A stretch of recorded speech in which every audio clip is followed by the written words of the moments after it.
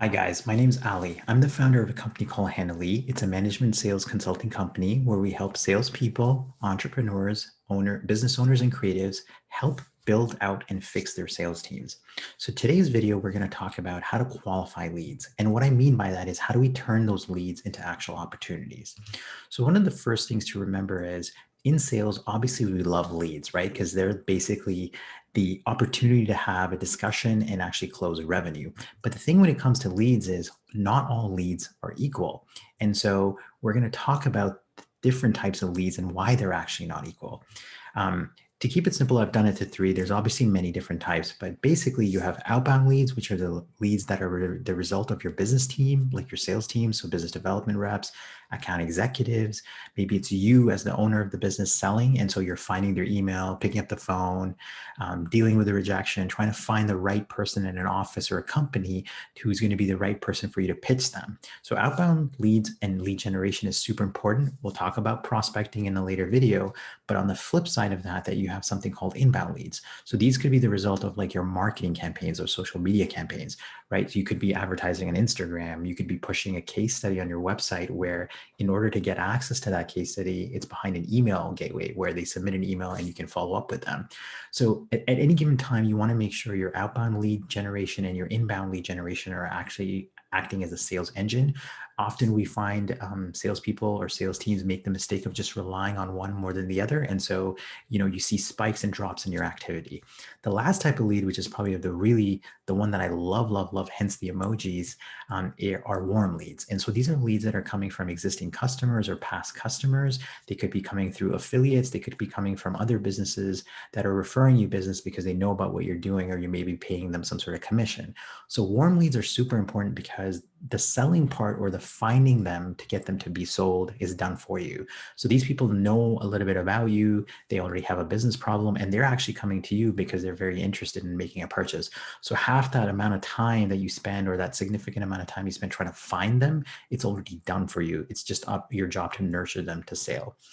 When it comes to lead response times, this is like a super important thing. It's be the hare or the rabbit, don't be the tortoise or the turtle.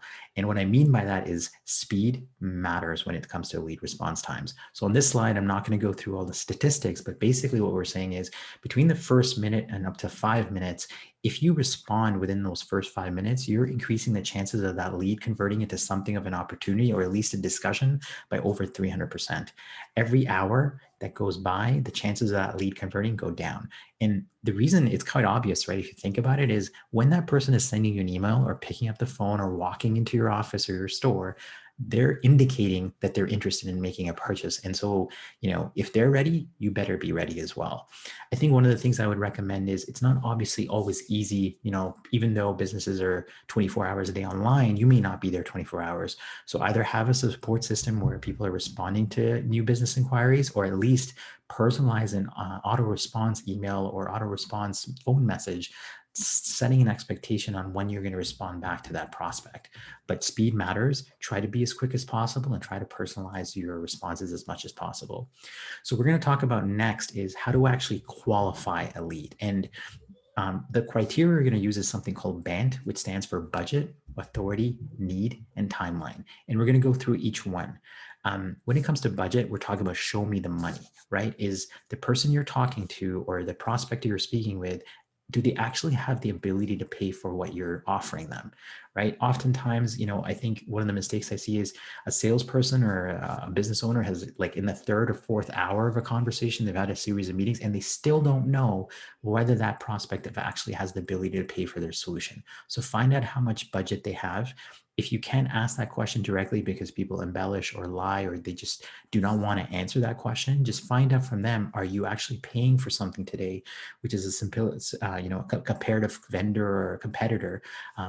Do you have end of year funding? Are you looking to make a purchase, and how much do you have to make that purchase? These are all open-ended questions that will get you down the line of just understanding, do they have money? The second thing is authority. So oftentimes the person that's coming to you, whether it's through the phone or whether it's through an email submission, might be acting on behalf of someone.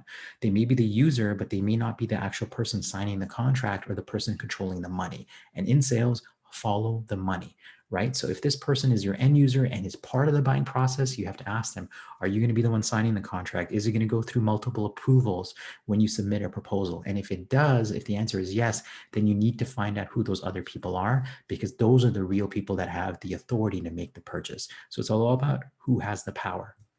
The third thing is the need, right? Are you able to satisfy a business problem or solve a business problem or challenge for the customer with the product or service that you're offering? That's your value proposition. That's the use case. If you don't identify that, and again, we find often cases people shove down the sale just because they want to close the deal, but what it does is it's going to create a cancellation or it's going to create a problem after the contract is signed. So make sure you find that use case as early as possible, because if you don't have it, then it's not necessarily the right type of lead or sale for you. The last thing is timelines. Again, this is a mistake we see a lot with people is, it comes down to do you have to prioritize when they're going to make that purchase, right? So are you making a decision now? Is your prospect under a time constraint? This helps you because this is leverage for you. If they're saying they're going to make a decision 6 months from now, if you have another deal that's probably going to close sooner, you need to focus on that deal, or you may know that they're not as serious a person in terms of a purchase. You may need to put them in a CRM, make a note, come back to them. But timeline is actually a super important criteria as well. So when it comes to BANT, again, to reiterate, it's got to be all four things, right? So you need to know the budget, you need to know the authority, the need, and the timelines. Having one or two answers is not enough for it to be a qualified lead.